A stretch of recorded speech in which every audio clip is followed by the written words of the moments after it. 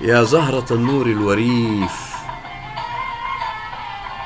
قصيدة لرفعت المرصفي لزوجتي ورفيقة رحلتي بحلوها ومرها، أهديها هذه الكلمات من ديوان قراءة في كتاب الفطرة.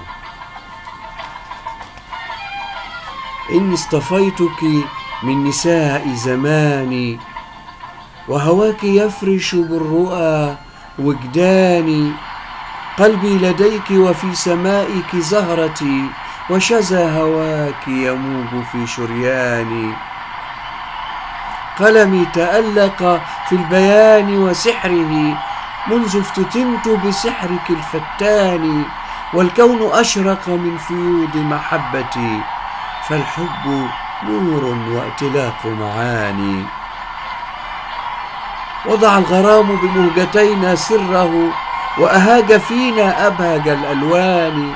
لن أكتم السر المراوغ خافقي، فالبوح أسمى من لظى الكتمان. يا زهرة النور الوريف على المدى، إني بقربك قد أضأت لزماني. إني بقربك قد أضأت زماني، من نبع فيضك قد رويت قصيدتي، ووشمت في وجه السنا عنواني. وأضأت من ألق الوصال مدارك، ونسكت من روحي عظيم بياني.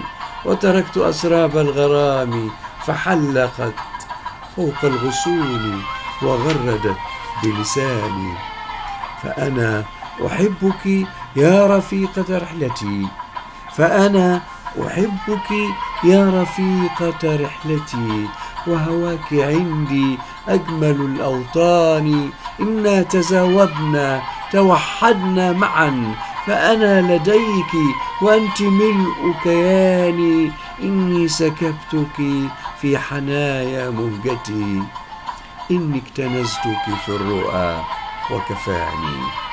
إنا تزاوبنا توحدنا معا، فأنا لديك وأنت ملء كياني. إني سكبتك في حنايا مهجتي، إني اكتنزتك في الرؤى وكفاني. رفعت المرصفي.